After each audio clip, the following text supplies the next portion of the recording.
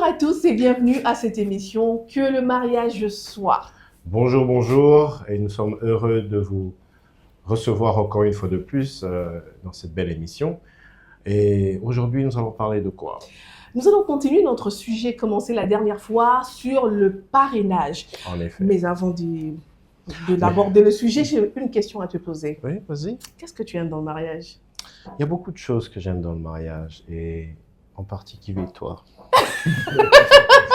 J'aime trop la question, j'aime trop cette réponse. Ça me fait vraiment plaisir de l'entendre. Est-ce que nos invités ont une réponse à cette question? Qu'est-ce que vous aimez dans le mariage? Nous avons à notre extrême gauche le couple PAF et MAF, Oui. avec lequel nous étions la fois passée. Et nous sommes heureux de vous recevoir encore. Bonjour. Bonjour. Bonjour, nous sommes aussi heureux d'être là encore pour la deuxième fois. Qu'est-ce que vous aimez dans le mariage? Qu'est-ce que j'aime dans le mariage? Ouais. Tout. Ouais. En particulier? Il est là. Parce que je suis venue dans le mariage pour lui. Oui, C'est lui qui m'a absolument. invité dans cette aventure. Une très belle aventure. Vous aimez quoi? Ce que j'aime dans le mariage, c'est la complémentarité. Oui. Magnifique. Ah oui. J'aime cette complémentarité. Je suis conscient que je ne suis pas un homme parfait. Parfait. Et elle n'est pas une femme parfaite. Mais les deux imparfaits, Dieu le met ensemble pour devenir parfait. Magnifique. Donc, c'est cette complémentarité-là qui me fait beaucoup de bien. Il y a des insuffisances quand elle est là, elle les comble. Il y a des insuffisances quand je suis là, je comble. D'ailleurs, c'est ce qui explique, on a dit que c'est une côte qu'on a retirée. Donc, il y a un vide. Exact. Et c'est quand elle rentre, elle couvre ce vide-là. Et cette côte-là aussi, isolée qu'elle était, quand elle rentre là où elle devait être, donc c'est magnifique. C'est ça. Ah, j'espère qu'il en est le même pour nos téléspectateurs. téléspectateurs. On Oui, espère vraiment que chez vous. Vous entrez dans ce concept-là. Exactement, et que ça marche. C'est ça que nous voulons. Et c'est d'ailleurs la raison d'être de cette émission. Mais cette émission est aussi là pour inspirer les plus jeunes. Nous avons ici... À notre extrême gauche, nous avons... droite plutôt, Christian et Bienvenue, qui sont ici aussi pour partager sur ce sujet concernant le parrainage. Et nous sommes contents de vous recevoir. Bonjour. Bonjour. Merci beaucoup. Alors, sans plus tarder, nous allons revenir à notre histoire, l'histoire de la semaine passée. Certains n'ont pas suivi, d'autres ont envie de faire, on va faire un petit récapitulatif pour savoir qu'est-ce qui s'est passé, comment on est arrivé à avoir un filleul qui engrosse sa marraine. On regarde.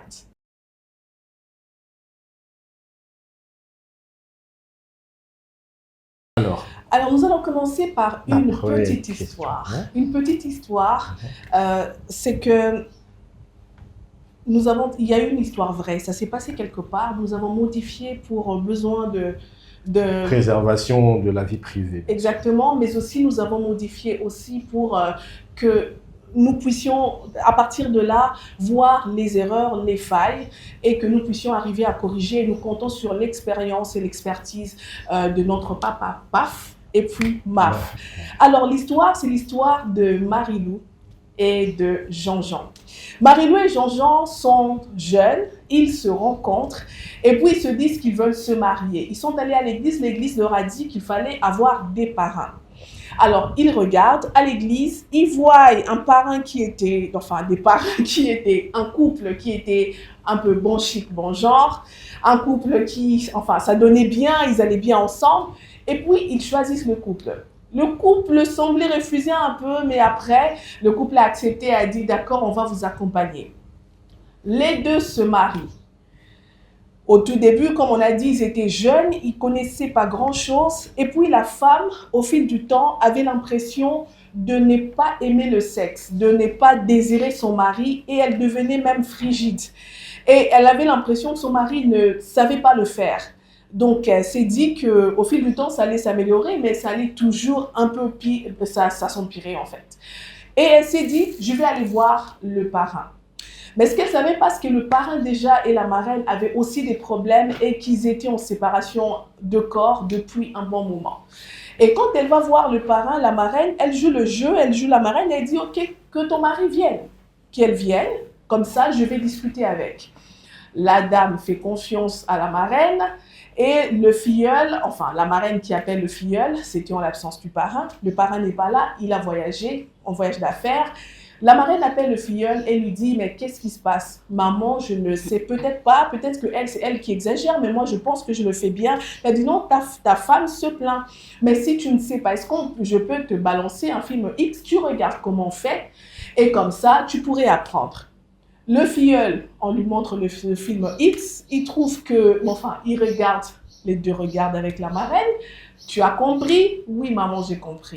Et il repart à la maison. La marraine essaye de savoir aussi, est-ce que maintenant ça va? La filleule dit, ça ne va toujours pas, d'ailleurs, j'ai plus mal. La marraine se dit, cette fois-ci, on va aller être un peu plus pratique avec le filleul. Il appelle le filleul et il remet le film X et il essaie de pratiquer, elle essaie de pratiquer avec le filleul. Les deux tombent, mais comme le diable n'est jamais loin, il fait en sorte que cette expérience-là puisse marquer les deux. Et donc, les deux ont commencé à s'appeler assez souvent et puis à être souvent ensemble, à pratiquer le sexe souvent. La filleule remarque qu'il y a moins maintenant dans son couple. Ça va dans le sens où il n'y a plus personne qui crie sur l'autre sur le sexe, c'est-à-dire que le mari avait déjà trouvé son compte. Elle trouve que ok, il ne dérange pas beaucoup, donc peut-être que ça va. Elle se dit peut-être ça. Maintenant, le filleul et la marraine qui pratiquent le sexe, le mari est absent. Le petit frère du mari, du parrain bien sûr, avait le double des clés. Et un jour, il arrive, il trouve que la maison est fermée. Il prend la clé, il ouvre la maison et il attrape la marraine et le filleul en plein débat sexuel. Ça a créé une belle tension, une grosse tension dans les familles. Ça a été vraiment compliqué. Les familles se sont soulevées pour décrier cette histoire. Le parrain a pris de loin, il était dans tous ses états.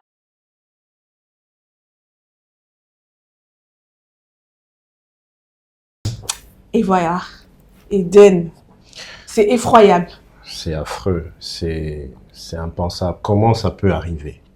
Comment ils sont arrivés à ce niveau-là? Je crois que les relations entre parrain et filleul doivent être réglementées autrement, n'est-ce pas, Faf? Effectivement, il faut qu'il y ait des devoirs et des obligations des parts et d'autres, et très bien définir la chose. C'est comme j'avais dit la fois passée, quand on ne connaît pas le but d'une chose, il y a l'abus. Oui. Et là, on est vraiment en plein abus, le filleul qui engrosse la marraine. Ça, en tout cas, ce sont toutes les règles du parrainage qui sont violées. Et il faut vraiment remettre les choses dans l'ordre. Je pense que c'est pourquoi nous sommes là ce soir, pour parler de ces choses. Alors, dites-nous d'où vient le parrainage? C'est un concept que nous avons trouvé, mais nous ne savons pas en réalité d'où ça vient. Qui nous a imposé ça? C'est ça, d'où ça vient? Bon, au fait... parler d'imposition, c'est trop dire, mais c'est quelque chose qui est venu pour aider. Pour aider les couples, pour aider les personnes à ce que nous puissions éviter beaucoup de dégâts dans le mariage. Au fait, c'est, comme on le dit, hein, ce sont nos précurseurs, comme on dit, l'Église catholique, avec... ces organisations, sa réglementation qui avait au départ institué le parrainage. Mais avec le temps, nous avons copié ce qui est bon, et parce que nous savons qu'il y a le bien fondé qui est lié à cette pratique. Il y avait eu tellement d'abus, excusez-moi. Beaucoup de personnes sont entrées dans le mariage ignorant de certaines réalités, beaucoup de choses, et ont voulu faire les choses à leur façon, et les choses n'ont pas marché. Raison pour laquelle l'Église, étant cette voie qui nous emmène, qui nous montre quelle direction suivre, a voulu instituer le parrainage, déjà avec les baptêmes des enfants, qui après s'est élargi jusqu'au mariage, pour que les gens aient quand même des modèles Comment dirais-je, actuellement on parle aussi des coachs qui peuvent les aider à affronter les réalités du mariage d'une certaine façon. Donc quelque part, nous avons copié le bon côté là pour que cela nous soit favorable, nous soit utile. En fait, il faut dire que à l'origine, le mariage était lié à la tradition, à la culture de peuple. Et avec le christianisme, le catholicisme, il y a des choses qui ont commencé à être réglementées. À être réglementées. Même le culte de bénédiction, de mariage, c'est la conséquence de toutes ces choses-là qui ont été récupérées par les protestants. Aujourd'hui, les évangéliques qui font aussi d'une certaine manière. Donc, nous sommes dans l'organisation même de l'Église où on pense qu'il est très important qu'il y ait des conseillers qui puissent accompagner le couple. Des personnes expérimentées qui puissent être là pour assister les couples. Donc, ce qui fait qu'on ne prend pas n'importe qui. Alors, le danger, c'est lorsqu'on prend n'importe qui. J'ai peut-être une question pour les plus jeunes. Qu'est-ce qui se raconte au milieu des jeunes? Quand vous voyez les jeunes parler un peu du parrainage, c'est quoi le concept que vous avez? Bienvenue, on aimerait bien t'entendre sur cette question. Et toi-même, est-ce que quand tu penses au concept de parrainage, qu'est-ce qui te vient à l'esprit? Ok, merci beaucoup, Maman Roliane, pour la parole. En fait, parlons du parrainage. Déjà, c'est un concept que moi, depuis lors que j'ai donné ma vie à Jésus, en fait, je me posais beaucoup de questions et jusqu'à aujourd'hui, je me pose encore des questions en ce qui concerne le parrainage. Alors, je me disais, c'est quelque chose que le Seigneur a institué? Est-ce que Dieu, au départ, lorsqu'il a créé l'homme et la femme, Dieu, déjà dans son plan, il avait prévu le parrainage? Et d'où vient le parrainage? Et pourquoi le parrainage devait être fait? C'est quoi son importance? Parce que j'ai remarqué les couples aujourd'hui, par la grâce de Dieu, il y a de ces couples que je fréquente. Il y a de ces couples que je fréquente quand vous leur posez des questions en ce qui concerne le parrainage, vous allez vous rendre compte que ces couples-là, malgré qu'ils se sont mariés, mais entre guillemets, l'accompagnement des parrains n'y s'est fait pas. Il n'y a pas ce travail-là. Donc c'est comme si ils ont pris juste le parrain, une manière pour leur aider financièrement à entrer dans le mariage, et puis le reste, ça ne leur concerne pas. Alors, du coup, ça me donne une idée. Je me dis, alors si les parrains devraient être là que pour accompagner financièrement, alors je ne trouve pas l'utilité d'avoir le parrain, parce que si vous-même vous êtes à mesure de régler votre problème, quand il y a des malentendus, etc., alors pourquoi on doit avoir le parrain? Christian, qu'est-ce que tu en penses par rapport à ce qu'il dit? Merci beaucoup, Papa Eden, pour la parole. Alors, j'irai en tout cas dans le même sens que lui, parce que déjà, en tant que célibataire, généralement, on partage les mêmes avis. Donc, c'est presque difficile de voir. Moi, jusque-là, je n'ai pas vu des gens, parce qu'on dit souvent qu'il faudrait choisir les parents sur base d'un modèle précis, donc sur base du fait qu'ils soient un modèle. Alors, ces modèles-là est tiré de quoi exactement? Parce qu'ils peuvent être modèles, mais dans un mauvais côté. Et ces couples, pour eux, ils sont modèles pour eux, mais seulement, on ne peut pas voir de manière claire ces parents-là accompagner le couple dans le bon sens. Alors, moi, j'aimerais savoir, au fait, quand on parle du modèle, on voit quoi exactement? Donc, c'est la question. Vous pouvez nous éclairer un tout petit peu? Oui, peut-être que je voudrais dire une chose, c'est que quand, en fait, les jeunes interviennent, on sent tout de suite qu'il y a une coupure de réalité. Ça veut dire qu'il y a d'un côté des personnes qui ont l'information et de l'autre côté, les jeunes qui n'ont pas du tout d'information, ils se contentent de regarder, de voir les choses de loin. Mais est-ce que, je ne sais pas. On dirait que ça crée une sorte de conflit de génération. Entre une génération Comment devrions-nous arriver justement à concilier les deux? Et surtout, comment faire passer ce message de parrainage, que c'est important. Voilà. C'est très important. Merci, je comprends le souci de nos jeunes.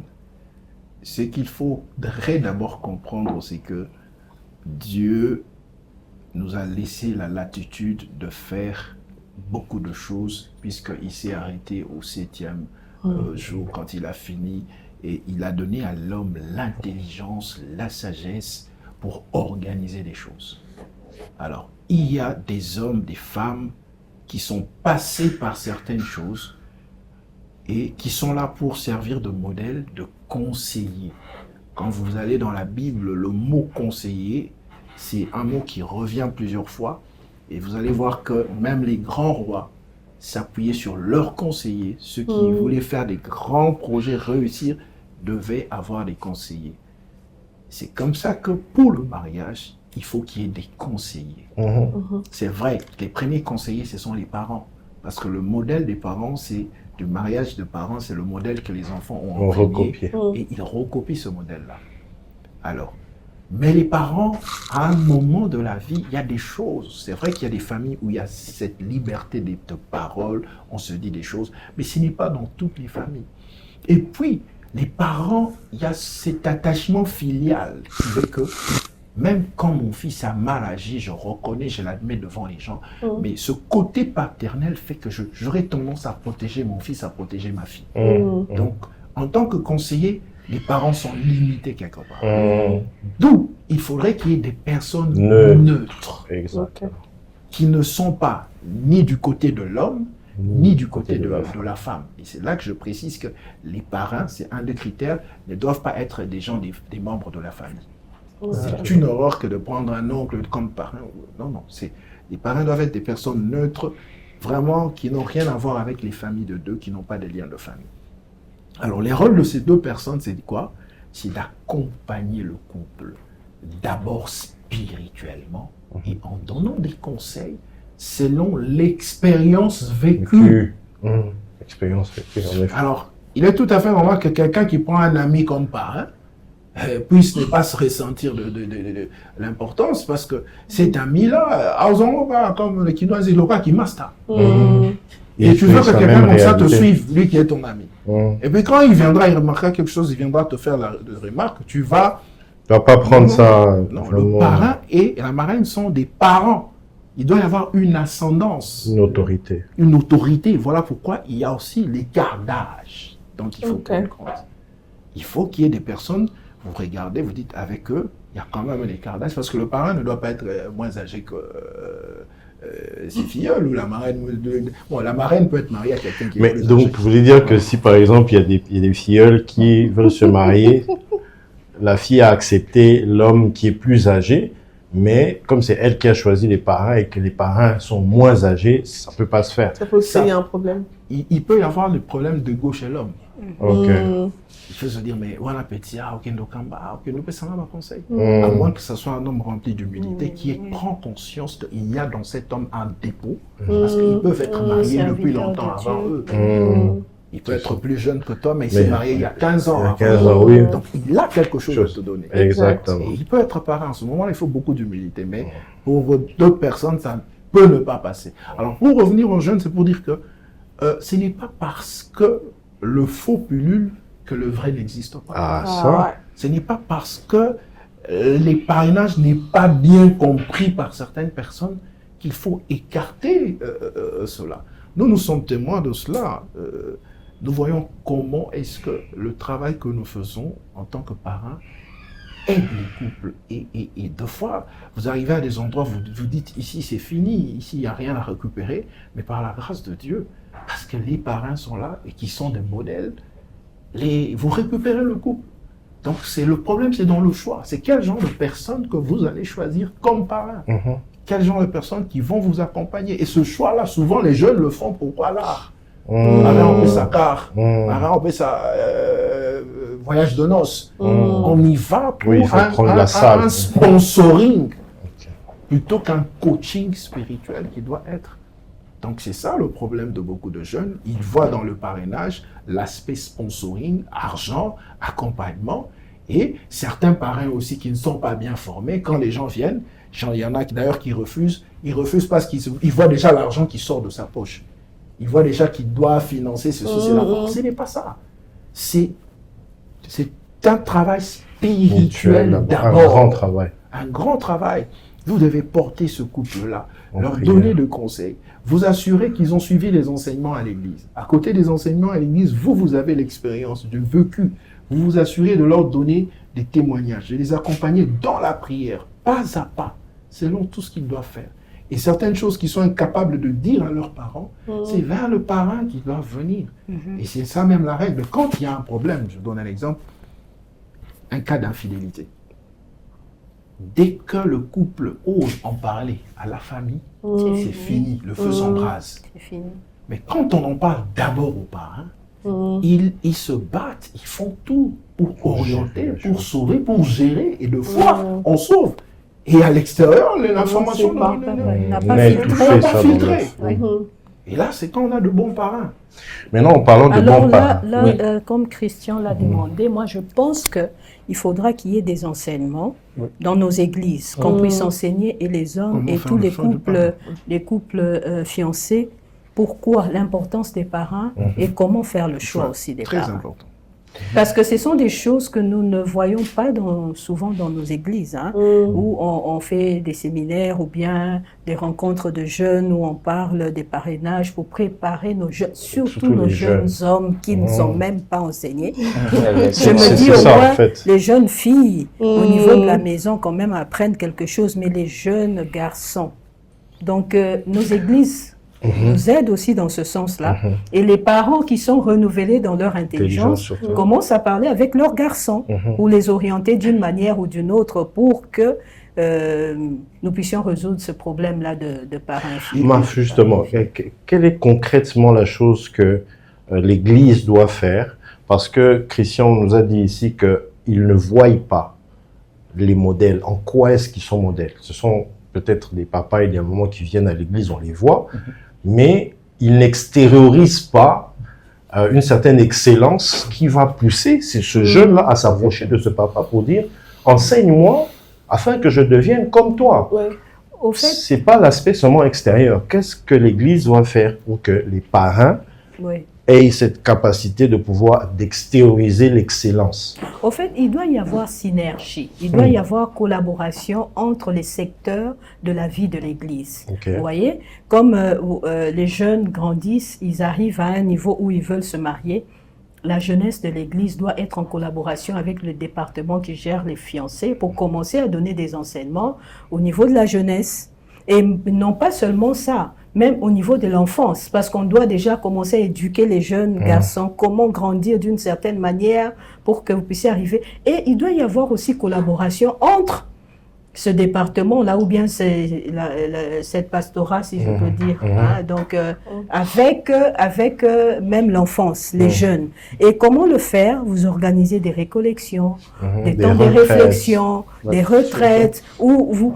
Alors, si nous commençons à faire cela dès le bas âge, nous allons voir que nous allons récupérer beaucoup de choses. Parce que nos générations qui viennent là, en tout cas, cette génération a beaucoup... Ceux qui exigent l'excellence doivent être eux-mêmes excellents. Oui, oui. C'est très critique, pardon les jeunes. C'est quoi? C'est que les gens pensent que quand vous venez vers nous demander d'être parrain, on est obligé d'accepter. Non. Quelqu'un peut dire non, vous venez, vous choisissez, la personne dit non, elle n'a pas péché. On n'est pas obligé d'accepter. Et vous n'êtes pas obligé forcément d'aller vers quelqu'un qui vous croyez qui va vous accepter. Alors qu'est-ce qui se passe? C'est vrai que c'est les yeux qui attirent. On regarde à l'église, on voit papa et maman, là, ils sont tout le temps ensemble, ils se tiennent la main dans la main. Même quand, pour le choix, on voit une jolie fille, c'est la beauté extérieure qui attire d'abord. Ce sont les impressions extérieures qui doivent attirer. Et on sait voir, ce couple-là, ils se tiennent la main dans la main, ils sont tout le temps. On sait voir à l'église. On voit souvent les autres, la maman qui entre, le papa qui entre après, mais ça ne veut pas dire que ce n'est pas un bon couple. Donc, regardez d'abord, vous approchez ces gens-là, et même avant d'approcher, vous commencez dans la prière. Est-ce que ce jeune homme, cette jeune femme, qui veut faire le choix du parrain a commencé dans la prière? Est-ce que vous avez demandé l'orientation du Seigneur? Parce que quand vous demandez l'orientation du Seigneur, il y a des choses qui se déclenchent comme ça. Vous ne comprenez pas facilement quelqu'un qui vous voit. Ah, vous là, je sens que je dois vous parrainer. Il vous lance ça comme ça. Et vous regardez, vous vous dites, ah, mais c'est un couple bien en fait. Pourquoi on ne les prendrait pas? Et ça fait un déclic en vous, vous commencez à prier, vous avez la conviction et vous allez le voir. Comme aussi d'autres, nous on a des gens, ils viennent, ils tiennent absolument à ce qu'on parraine, et nous on dit non, on en a déjà beaucoup. Ils vont faire 21 jours de jeûne et prière. Wow. Mais pour qu'on les accepte comme filleuls. Et on les a acceptés. C'est là qu'après qu'on a su qu'ils avaient fait autant de choses. J'ai quand même une question. Est-ce qu'il y a une limite, en fait, à avoir des filleuls? C'est-à-dire, est-ce qu'il faut limiter? Parce que finalement, à un moment donné, vous pouvez avoir 100 personnes sous votre direction. Comment faire en tant que parrain? Vous avez 100 personnes qui espèrent en vous. Tel que vous êtes là. Vous avez combien d'enfants? Biologiquement, on en a deux. Deux. Et vous comptez en avoir encore combien? Bon, non, c'est bon. Parce que vous estimez que vous pouvez très bien prendre gérer deux enfants, vous pouvez très bien les gérer. Voilà. C'est de la même manière avec le parrainage. Aussi. On ne prend pas un nombre illimité de personnes.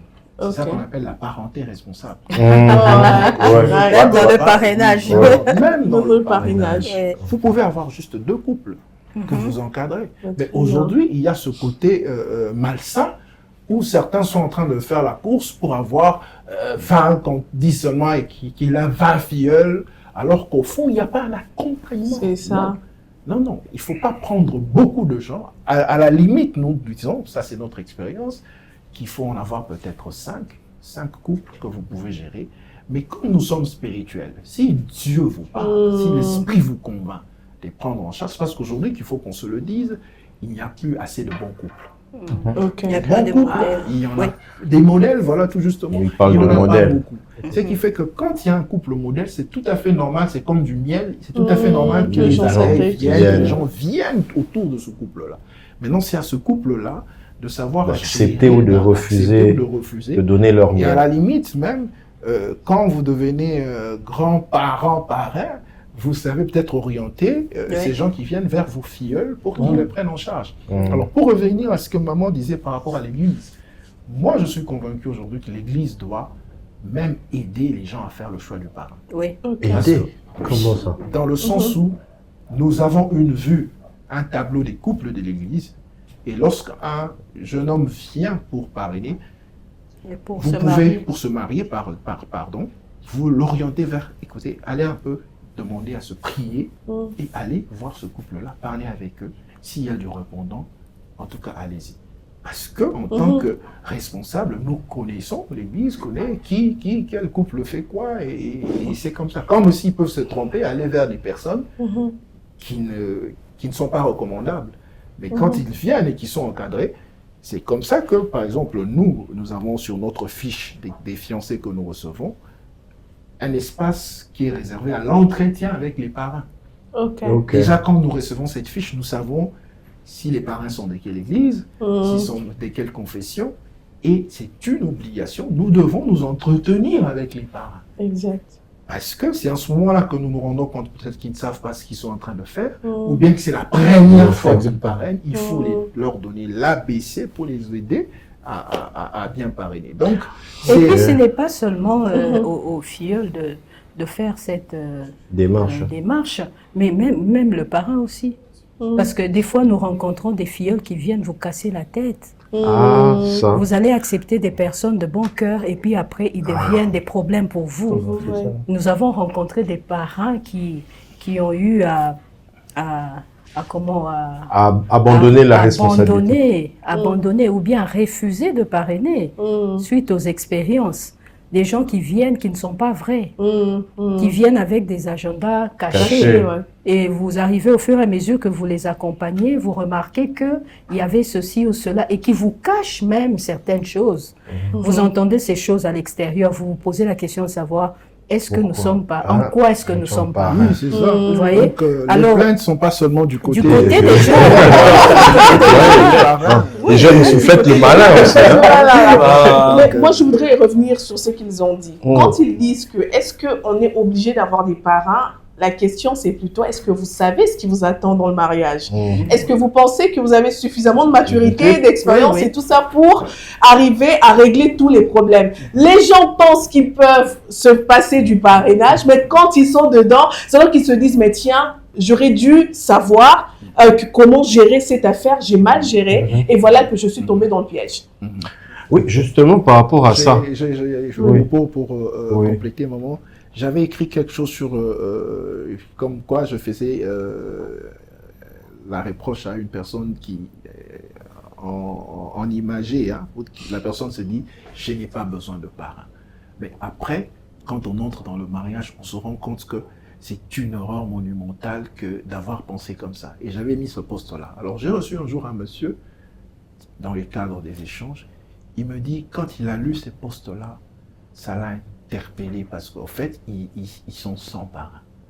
Et il a compris qu'ils sont arrivés là où ils sont arrivés juste parce qu'il n'y avait pas un accompagnement. S'il y avait une personne extérieure. Parce que l'avantage, c'est quoi d'avoir des parrains? C'est que toi, tu dis quelque chose qui est censé. Mais l'autre est bouché, elle ne veut pas entendre parce qu'il y a déjà... Mais quand une personne neutre vient, renforce ce que tu avais dit avec des arguments d'expérience de la parole de Dieu, immédiatement, l'autre fléchit. Donc c'est très important d'avoir ces personnes neutres-là qui viennent pour vous aider. Donc ils ne sont pas là pour fouiner dans votre vie. C'est ça. Ils ne sont pas là pour être là tous les jours. Non, les parrains ne sont pas là tous les jours. Les parrains ne sont là que lorsqu'il y a des problèmes. Oui, j'allais dire ceci. Le besoin se présente. Oui. Par rapport à la qualité des parrains, pensez-vous que l'Église devrait beaucoup plus former des personnes qu'elle estime disponibles ou encore qui ont un certain prérequis pour être des parrains de plusieurs personnes qui viendraient après? Parce que la Bible même dit que la moisson, plutôt le champ est grand, mais il y a très peu d'ouvriers. Au fait, moi, j'aimerais commencer par répondre. Je sais que Paf va me compléter. En tant que chrétiens, nous sommes appelés à engendrer. Spirituellement, nous sommes appelés à engendrer. Et même dans le domaine du mariage, nous devons aussi engendrer selon notre espèce. Aujourd'hui, nous sommes là, mais demain, nous ne serons pas là. Ce sera la nouvelle génération qui viendra. Et c'est à nous de donner à cette nouvelle génération pour qu'un jour, elle aussi puisse donner à ceux-là qui viendront après eux. Donc, c'est quelque chose que nous devons avoir, raison pour laquelle on se dit, bon, moi je dis dans la chrétienté, et même dans la société, et quand nous prônons les bonnes habitudes et tout ça, c'est parce que nous voulons que cela soit continuel, au fait, dans les générations qui viennent. Parrainer, c'est vraiment... c'est un apostolat, en fait. En quelque sorte, oui. Alors, parrainer, il faut d'abord aimer ça. Il faut aimer ça. Il faut avoir un grand cœur. Pourquoi? Si vous n'aimez pas, avec les réalités dont on vient de parler là, vous allez abandonner. Il faut aimer ça. Et quand vous avez quelque chose de Dieu, vous savez que vous devez le donner, excusez-moi. C'est comme des dons que nous recevons. Nous devons les mettre à la disposition des autres. Si vous ne donnez pas aux autres, ça s'étouffe en vous et vous voyez vous-même le résultat que Dieu attend de vous ne sera pas satisfaisant. Alors il faudra que si vous sentez dans votre cœur que vous êtes appelé à ça, priez toujours. Priez toujours que Dieu vous oriente par rapport c'est pas tout le monde qui viendra, qui sera des bons filleuls pour vous aussi. Nous, en tant que parents, nous pouvons dire, il y a des cas où vous sentez vraiment que cet homme n'est pas assis dans la parole de Dieu. Mais la fille veut vraiment se Mais la fille vient. Mais vous savez, en tant que chrétien, quand nous parrainons, c'est en même temps une vocation évangélique aussi. Pour emmener les gens. Ben oui, parce que vous serez toujours devant la parole de Dieu. Vous devez enseigner les autres à la lumière de la parole de Dieu. Et si la personne est sensible, reviendra. Parce que vous serez conduit chaque fois à prier pour tel ou tel autre cas. C'est ça. Vous devez présenter Jésus. Ben oui. Et c'est comme ça que vous allez voir les personnes qui étaient un pied dedans, un pied dehors, commenceront à revenir à... C'est beaucoup de responsabilités au fait, le parrainage. Oui. Raison pour laquelle je dis, nous devons en tant que chrétiens chercher à engendrer. Moi, je sais qu'aujourd'hui, ça peut paraître un poids pour d'autres personnes, une grande responsabilité, mais demain, ça sera aussi votre responsabilité de faire pareil. Exactement. Oui, oui.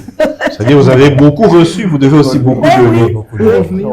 Pour revenir à ce que je disais en termes de conseillers, il y a de bons conseillers, il y a de mauvais conseillers. Dans le tout, c'est de savoir faire le choix des bonnes personnes. Et des bonnes personnes, il y en a. Moi, je reste convaincu qu'une personne un habitué de la présence de Dieu, ne passe pas à côté de son mariage. Un habitué de la présence de Dieu ne fait pas beaucoup d'efforts pour rencontrer les bonnes personnes qui vont l'accompagner dans son mariage. Et les parents, David dit, j'aime beaucoup, le psaume 32, 8, David dit ceci, c'est le Seigneur qui parle au travers de David, dit, je t'instruirai. Donc les parents sont là pour instruire. Il dit, je te montrerai la voie que tu dois suivre. Les parents sont là pour montrer la voie que les filles doivent suivre. Parce qu'ils sont déjà passés par là. Là où il y a eu des erreurs, ils diront attention, attention, faites attention, ne faites pas ça. Et il dit, j'aurai le regard sur toi. Dans le couple parent, ils sont là pour avoir un regard de temps en temps. Même 3 mois après, comment vous allez? Comme elle a dit, les parents qui bénissent, comment vous allez? Ça va très bien. C'est comme ça que ça se passe. Donc, on n'est pas là à tout moment. Quand ça marche très bien, c'est bon, c'est gloire au Seigneur.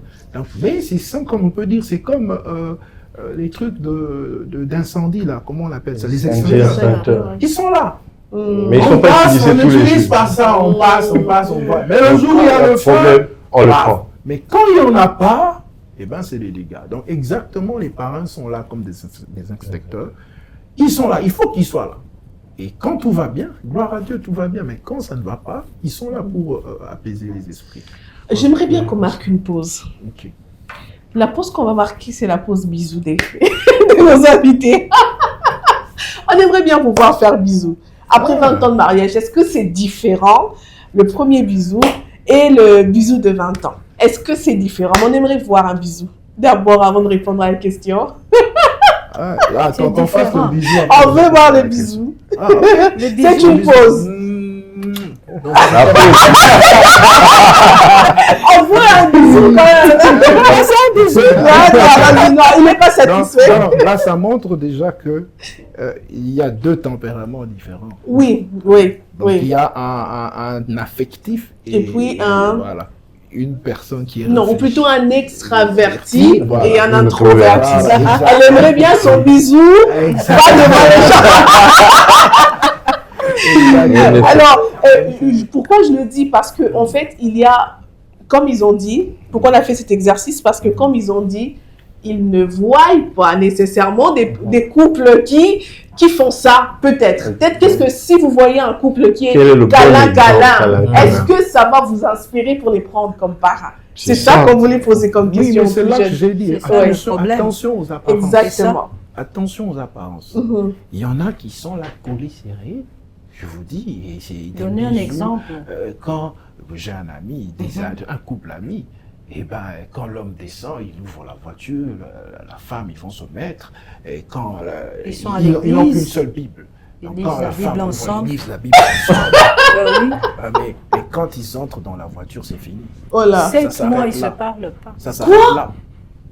C'est pour dire que ceux qui verront viendront effectivement. Il y a des gens qui viennent. On veut parler, mais la femme dit non, moi je suis fatigué de ces semblants d'images. Donc c'est pourquoi j'ai dit que c'est une chose, un choix qu'il faut faire dans la prière. Parce que dans la prière, Dieu va vous dire, ou bien, mais pas forcément vous dire ce que ces couples-là vivent, mais vous mettre des barrières qui vont vous faire comprendre que non, il ne faut pas aller par là. Parce qu'il n'y a rien de bon, il n'y a que l'homme regarde à ce qui frappe les yeux, et Dieu regarde à ce qu'il y a dedans, ce qu'il y a dans le cœur. Mais est-ce que je vais revenir encore sur vous, parce que vous n'avez pas beaucoup parlé, est-ce que vous saviez tout ça, qu'il y a aussi des couples d'apparence et que vous devriez faire attention et qu'il faut un peu plus d'œil spirituel qu'il faut ouvrir? Ok, merci beaucoup. Moi, je dirais en tout cas personnellement, je sais ça, parce que il y a pas mal de couples, comme je l'avais dit au début, que j'ai fréquentés, en tout cas. Et j'ai vu beaucoup de couples qui vivent juste par l'apparence. Et plusieurs sont hypocrites, en fait. Alors, du coup, ça ne nous inspire pas, en fait, cette confiance-là d'aller vers eux. Vous voyez? Et aussi, j'ai aimé une chose que Maf avait dit pendant son intervention en ce qui concerne que les églises devraient normalement accompagner, surtout nous, les jeunes qui venons, la nouvelle génération, dans ces sens-là. Donc, voir comment on peut organiser des activités, des programmes où les parrains, le couple qui doivent être des parrains, doivent, comment déjà on doit établir les choses. Parce que moi, il y a une question qui résonne toujours dans ma tête. Je me dis, à quel moment on peut aller vers le parrain? En fait, c'est quand je suis dans la relation, c'est quand je suis fiancé, qu'en ces moments-là, je suis censé maintenant aller voir le parrain. Je suis censé prier pour que le Seigneur m'oriente pour un couple qui doivent me parrainer. Ou c'est à quel moment? Parce que ça, en tout cas, nous n'ignorons pas ce côté, surtout en Afrique. Nous voyons plusieurs familles où déjà, pour la plupart des cas, les parents ne sont pas modèles. Ouais. Les parents ne sont pas modèles. Alors du coup, on s'est dit, nous, on veut faire l'exception. On veut vraiment ne pas reproduire ce que nos parents ont fait. Et ben, c'est pas facile, hein. On ne sait pas qui c'est. Donc tu dis qu'il y a une crise de modèle. J'aimerais lui répondre pour dire que, en fait, dès que vous sentez qu'il y a de l'attirance pour quelqu'un, la meilleure des choses à faire, c'est de vous en référer d'abord à vos responsables spirituels. Et ça, c'est que beaucoup de jeunes gens ne font pas. Attirance, il ne dit à personne, ils commencent leur relation en secret, dans l'ombre, et c'est là que commencent les dégâts.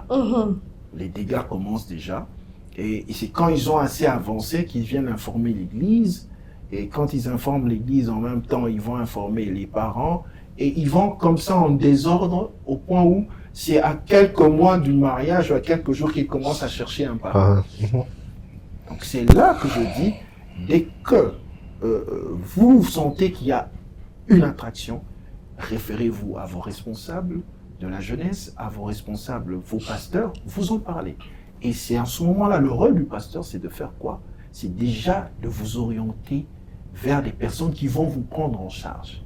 Et en vous prenant en charge déjà, on va vous conseiller pour vous dire, ok, à cette étape où vous êtes, c'est officieux, mais que chacun de vous aille maintenant dans sa famille parler de l'autre. Vous allez dans la famille et le responsable sera là en train de vous suivre.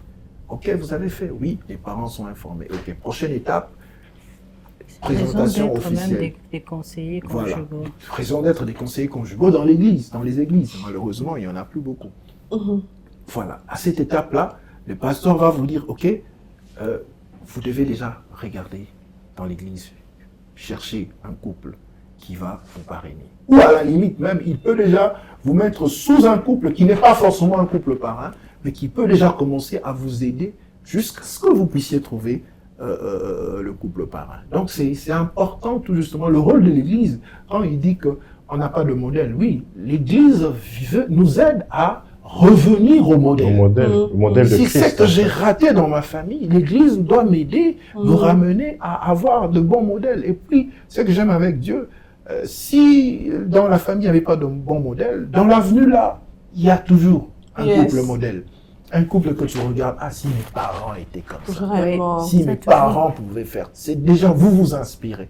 Parce que l'éducation, elle n'est pas forcément celle que nous recevons chez nos parents, mais les voisins, moi j'ai perdu mon père à 18 ans, très jeune, mais ce sont les pères de mes amis avec qui j'ai changé, qui m'enseignaient certaines choses et j'enregistrais. Ils ne se rendaient peut-être pas compte que quand ils étaient en train de parler avec moi, ils étaient en train de m'enseigner des choses. Moi, je captais, j'enregistrais. C'est pour dire qu'il y a toujours moyen d'avoir un modèle quelque part et de se ficher sur ce modèle-là. Et c'est là aussi le rôle de l'Église, de vous montrer le modèle, de vous orienter même. Donc voilà pourquoi, jeunes gens, donnez l'information. Quand vous êtes amoureux...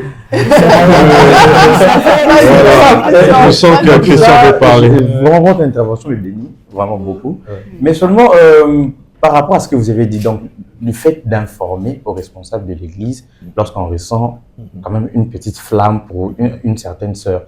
Alors, généralement, on a vu des cas où vous venez, bon, je ne sais pas, mais on a eu de certaines, comment je peux dire, des faits passés, des personnes qui vous disent que, bon, généralement, moi, je ne te conseillerais pas d'y aller. Pourquoi? Parce que, une fois que moi, je sentais quelque chose pour une certaine sœur et que j'étais allé, il y avait beaucoup trop de conditions et de restrictions. Par exemple, on te dit financièrement, est-ce que tu pourras, tu peux pas te concentrer à autre chose que de vouloir aller chercher des femmes. Maintenant, là, il y avait beaucoup trop de choses et je pense que ce qui a fait que pour certaines personnes, pour certains jeunes, de se renfermer, qu'ils essayent au moins de développer leur relation de sorte que lorsqu'ils deviendront près du mariage, qu'ils puissent... Au fait, ce que Paf dit, il veut me compléter, c'est la règle. Ça doit être la règle. Et les cas que vous évoquez là doivent être une exception. Pourquoi je dis ça? Je vais fermer la parenthèse rapidement. Il y a un de nos fils, il est encore à l'école primaire. Dieu avait fait grâce, il est devenu chef de classe. Alors, il commençait à gérer tous les problèmes de la classe et même des problèmes sentimentaux de la classe. Alors, oui, hein. Alors là, il vient à la maison, il y avait une petite fille là qui commençait à avoir des yeux sur un garçon. Bon, le garçon l'avait un peu dragué. C'est une école chrétienne. Hein. Il avait quelque chose comme ça. Naturel. Alors, ils ont commencé et tout ça. Alors, lui, quand il est revenu, il m'en a parlé. Maman, tu vois, il y a ce cas-là. Ils étaient d'abord étonnés de savoir que moi, je connaissais la chose. Non, il ne faut pas dire. Parce que vous voyez, les parents, quand vous dites, ils vont appeler le parent là-bas, ça va devenir un problème. Donc, entre les parents, ils vont s'entendre. Alors, lui, il me dit, non, maman, il y a ce cas-là et tout. On a une conférence cet après-midi. C'était avant les vacances, non? On doit parler, tout le monde.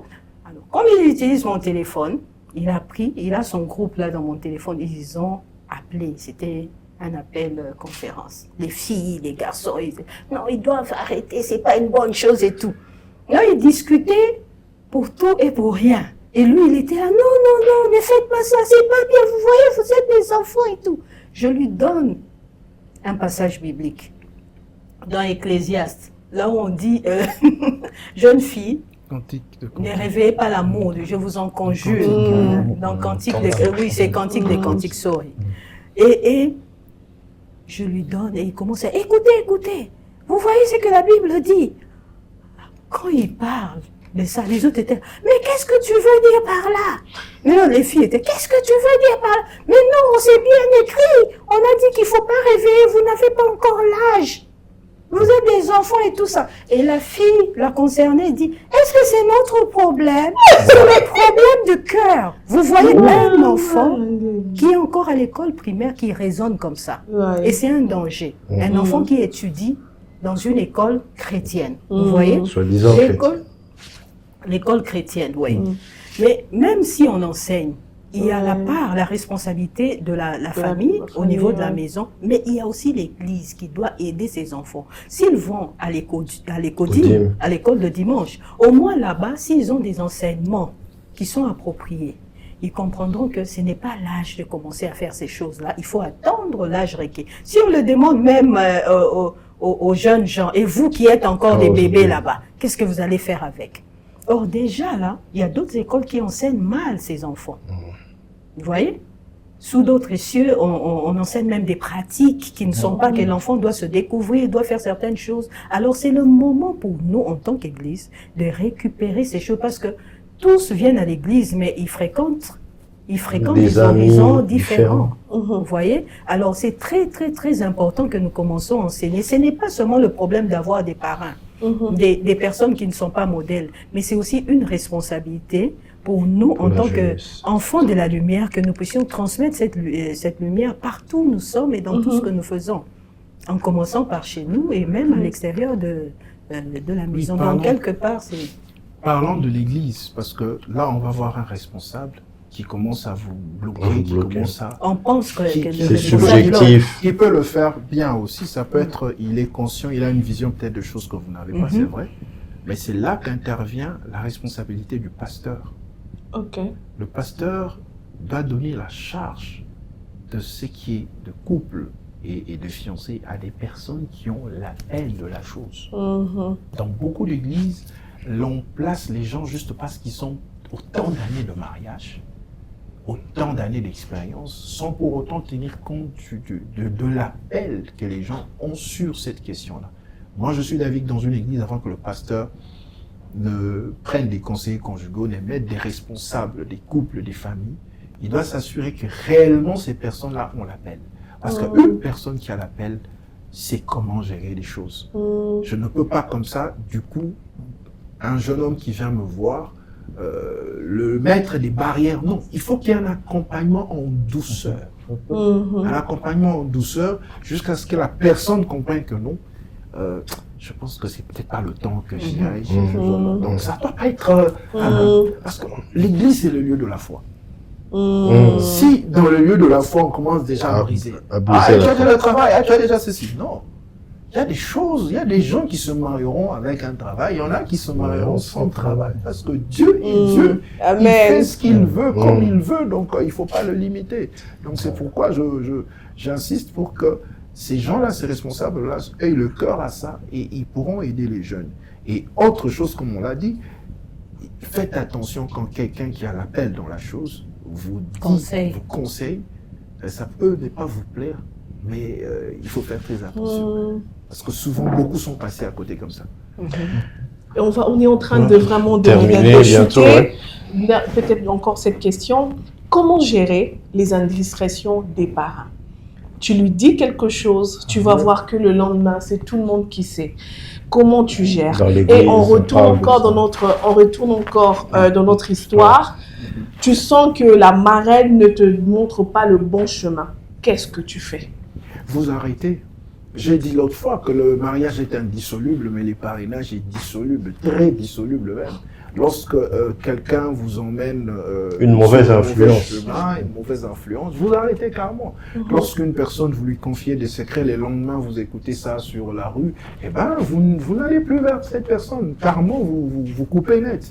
Qu'est-ce que vous dites par arrêter? Vous arrêtez la relation dans le sens où vous ne la saluez plus, vous pouvez continuer à être poli et tout ça, mais vous savez que tout ce qui est discrétion, tout ce qui est on emmène ailleurs. Vous lui dites carrément que c'est fini entre vous. Non, vous ne dites rien. Vous ne dites rien. Vous disparaissez. C'est tout. Vous disparaissez, vous cherchez les personnes qui peuvent vous aider. Les personnes qui peuvent vous accompagner dans ce sens-là. Parce que c'est très dangereux. Et de fois même, il y a des choses qui sont gérées par les parents, qui sont des choses très lourdes à gérer. Confidentielles. Ouais. Un homme peut venir se confier chez les parents, dire voilà ce que j'ai fait ça. Mais c'est pas aux parents d'aller dire à la femme ou au monsieur, voilà, ta femme est venue me dire, elle a fait ça. C'est quoi? En ce moment-là, qu'est-ce qu'il aura fait? Donc, il doit travailler dans le sens de travailler la personne, aider la personne d'abord à se repentir, à se corriger et à prendre le courage, s'il le faut, d'aller parler avec l'autre pour dire voilà ce qu'il y a, il y a ceci, il y a cela. Donc, ils sont là vraiment pour faire un accompagnement, mais pas pour détruire. Est-ce que leur influence, où c'est peut-être l'homme qui est très attaché aux parents, ou c'est la femme qui est très attachée aux parents. Et il faut beaucoup de sagesse, de maturité aux parents de comprendre ça, parce que sinon, s'ils ne comprennent pas non plus, ils risquent de rejeter le couple. Et souvent, c'est la personne qui est en déphasage, et elle finit par rejoindre, lorsqu'elle voit le bien fondé de la présence des parents, surtout quand ça va dans le sens de l'aider, elle, à bien vivre dans son couple. Dans ce sens-là, je voudrais quand même savoir, est-ce que les parents, en donnant des conseils aux filleuls, leurs orientations doivent-ils influencer la dernière décision des filleuls? Par exemple, dans le cas de notre histoire, où ils ont un problème qui est lié à l'intimité, et ils doivent donner une orientation pour que les choses se passent bien. Est-ce que cette orientation-là doit nécessairement influencer leur décision? Parce que ce n'est qu'un conseil, c'est à prendre ou à laisser selon la conviction en fait des filleuls. Comment est-ce que vous voyez la chose? Non, le problème c'est que c'est à notre niveau à nous. Pour le couple qui va demander conseil, toute orientation qui est contraire à la parole de Dieu, eh ben vous ne pouvez pas prendre cette orientation. Et quand la marraine, je ne sais pas, ils sont arrivés comment? Essayez de croire, parce que c'est une relation réservée à l'homme et la femme. Comment arriver à ça, jusqu'à ce point-là? Donc, tu ne peux pas me faire suggérer quelque chose qui va à l'encontre des Écritures. Que tu sois mon pasteur, que tu sois je ne sais qui, mais tout ce que tu me dis, je dois examiner à la lumière des Écritures. Est-ce que c'est que tu me demandes de faire, c'est conforme? Tu me demandes de regarder des films pornographiques. Est-ce que tu ne sais pas que derrière ces films pornographiques, il y a des esprits, il y a des entités, et que ce sont des portes? On a des témoignages de gens qui ont témoigné sur comment il y a des effets néfastes de ces histoires-là. Quand vous avez ouvert cette porte-là spirituellement, vous avez laissé une grande brèche et l'ennemi en profite. Et là, il faut même aller parler des délivrances parce qu'au point où ils en sont arrivés, c'est une situation où il faut que les deux passent par la délivrance, qu'il y ait une restauration.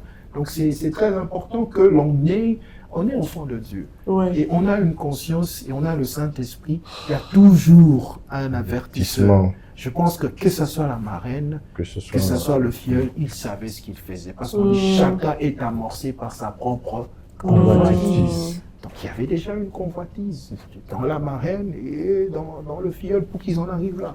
Donc c'est un manque de discipline tout simplement. Parce que cette relation, les parents sont les parents. Oui. Un parent ne peut pas avoir un comportement bizarre vis-à-vis de ses enfants. Donc le sacré, en fait, je peux dire que la jeunesse aujourd'hui n'a pas le sens du sacré. Et ce qui fait que dans leur relation, ils n'ont pas de limite ou de discipline par rapport à cet échange avec les parents. C'est une relation, vous avez décidé de marcher ensemble, et en décidant de marcher ensemble, il doit y avoir réciprocité. Vous honorez vos parents et vos parents sont là pour vous. Donc c'est comme ça en fait que ça doit marcher. Mais quand vous les honorez pas, quelque part, vous n'écoutez pas leurs instructions, et quelque part, vous passez à côté de beaucoup de choses. Et ça, je sais que ce sujet est tellement vaste. J'ai une question à poser aux jeunes. Pardon, vous allez voir votre parrain avec votre fiancé et devant vous, il vous pose la question, est-ce que tu es vierge? Pose la question à ta fiancée, est-ce que tu es vierge? Il te pose la question, est-ce que tu es chaste? Et encore une autre question, est-ce que vous avez déjà connu, enfin, vous avez déjà fait des relations sexuelles ensemble? C'est quoi votre réaction? Merci beaucoup. En tout cas, sincèrement, c'était déjà une des questions qui résonnait dans ma tête, si je peux me permettre de le dire. En tout cas, moi, concernant les interventions de PAF et des MAF, en tout cas, c'est une bénédiction pour nous, et particulièrement en tout cas. Et je suis en train de me dire que, en tout cas, la responsabilité revient de deux côtés. C'est-à-dire, de notre côté, à nous, le jeune, le filleul qui viennent vers le parrain, et de notre côté, le parrain qui veulent accompagner le couple. Parce que si déjà, vous en tant que... On vous pose cette question, vous répondez. Je n'avais pas prévu, mais on te pose la question. Qu'est-ce que tu dis? Qu'est-ce que tu vois? Si moi, personnellement, on me posait cette question, en tout cas, comme je l'ai dit, il faudrait que nous puissions être sincères. Parce que c'est la sincérité ou la vérité qui va nous sauver. Et Christian? Oui, bien évidemment. Non, est-ce que vous n'allez pas dire ce ne sont pas vos oignons? C'est ça. Non, je ne pense pas. Pourquoi? Parce que si déjà je viens vers eux, je sais que, en tout cas, il y a une partie de mon intimité que je donne, en fait. Parce que je n'aurais pas. Je gagnerai quoi personnellement aussi, il faudrait que je puisse me cacher. Mais là, j'ai une question pour vous, parce que là, vous parlez à votre place, vous êtes des hommes. Admettons qu'on pose la question, vous avez cédé déjà cette partie d'intimité, mais la femme, elle dit non, il fallait pas. Elle dit non. Moi, en tout cas, il a menti. Or, tu sais que vous êtes déjà peut-être allés ensemble. Toi, tu dis oui, c'est déjà arrivé, mais elle veut conserver une certaine image devant le parrain parce que elle a des raisons. Alors, si toi tu réponds oui, on l'a déjà fait, et la fille dit non, comment est-ce que vous allez gérer ça? Parce que c'est brusque. Je pense qu'en ce moment-là, elle ne saura pas gérer. Ça sera au parrain de récupérer. Au parrain de récupérer la situation. Mais maintenant, la question, c'est est-ce que le parrain a le droit de poser ce genre de questions? Évidemment. Lorsque les gens viennent vers nous pour nous choisir comme parents, nous fixons un modus vivendi. On doit établir les règles. On leur dit, comme vous avez accepté de venir, souffrez que nous puissions vous poser certaines questions. Ce n'est pas parce qu'on veut fouiller dans votre vie, ce n'est pas parce qu'on veut savoir, non, c'est parce que spirituellement, il y a des réalités qui, lorsque vous ne les avez pas bien maîtrisées, vous risquez de passer à côté. Parce que les parents sont comme une cette ouverture. question-là, elle est même très essentielle. Très essentiel de savoir quel est le parcours de chacun de vous, parce qu'avec l'aide de parents, ils peuvent détecter certaines choses que vous n'avez pas eu à détecter. Donc, il est important. Et le fait même d'avoir des relations sexuelles avant le mariage, c'est une grande porte ouverte.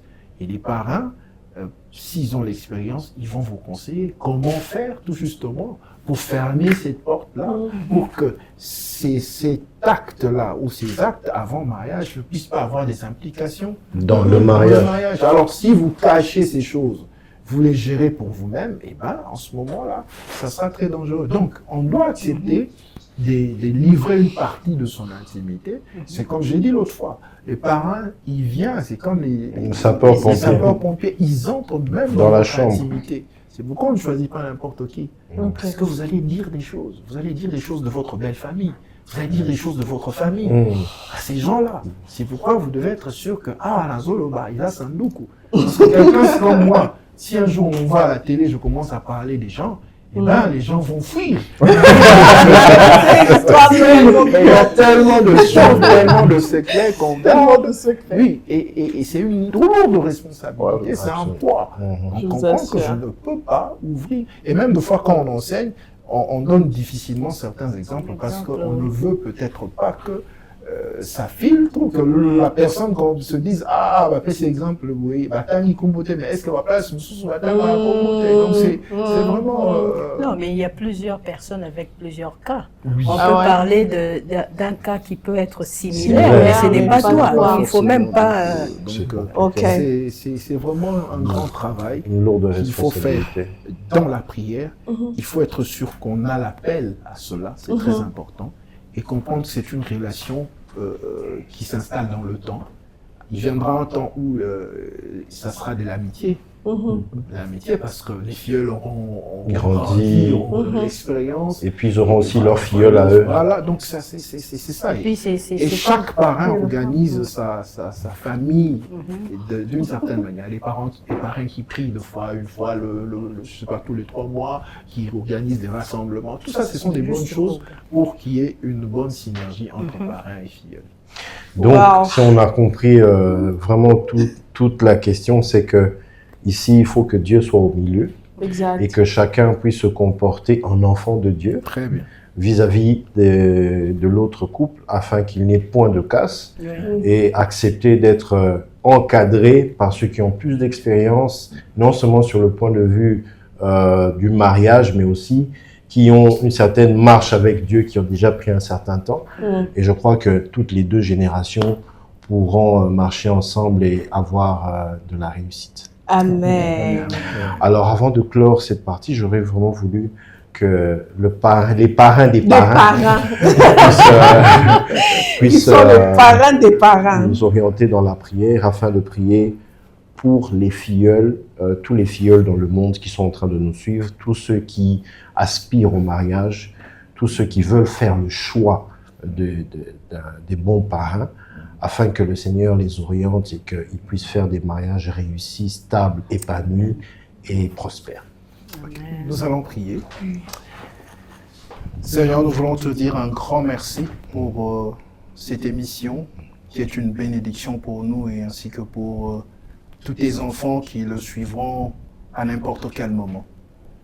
Nous comprenons une chose, c'est qu'au travers de cette institution de parrainage, tu veux atteindre des objectifs. Voilà pourquoi, Seigneur, nous venons prier pour tous ces jeunes qui aspirent à avoir des parents, afin que tu les orientes, afin que tu montres clairement la voie qu'ils doivent suivre, afin qu'ils tombent dans les mains des bonnes personnes. Amen. Ces personnes qui vont leur montrer la voie, ces personnes qui vont leur montrer le modèle de la montagne, le modèle de Dieu. Amen. Nous sommes dans une génération où le modèle s'épère de plus en plus.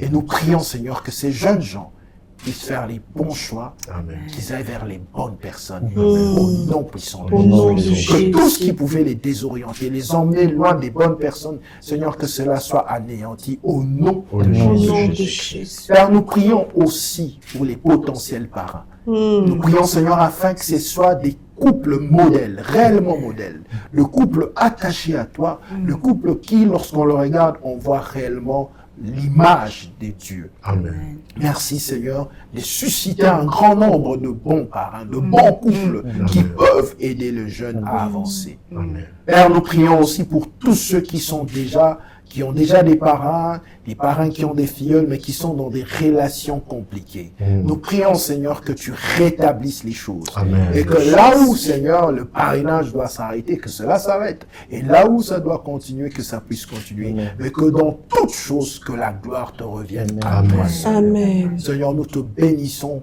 nous te rendons grâce parce que nous savons que c'est toi le faiseur du mariage. Amen. Yes. Nous prions pour que tu fasses que les jeunes filles rencontrent les bonnes personnes, que les jeunes garçons rencontrent les bonnes personnes et que autour de les conseillers qui vont les accompagner soient aussi des bonnes personnes et que l'Église ne cesse de jouer son rôle, que l'Église ne cesse d'accompagner. Et pour cela, Seigneur, renforce aussi l'Église, outille aussi l'Église pour l'accompagnement de jeunes, l'accompagnement de couples, l'accompagnement de filleuls, l'accompagnement de parrains. Seigneur, nous sommes heureux de savoir qu'avec de telles émissions, nous allons atteindre un grand nombre de personnes et beaucoup de choses vont changer. Amen. Bénis, Seigneur, les présentateurs de cette émission. Bénis cette chaîne, Seigneur, que cette chaîne ait un rayonnement Au nom de international, de Jésus. sorte que le message qu'il véhicule atteigne et touche les esprits et les âmes. C'est en ton nom merveilleux, Jésus-Christ, notre Seigneur et Sauveur, que nous avons ainsi prié. Nous disons Amen. Amen. Et voilà, c'est fini. Merci beaucoup. Merci d'avoir à été tous les avec nous. invités. Merci, Raph. Merci à vous. Christian. Merci de leur venue. On va manger nos Merci. fruits. Merci, Juliane. Pas défendu, hein? La femme ici n'est pas défendue du tout. Merci beaucoup et à la prochaine.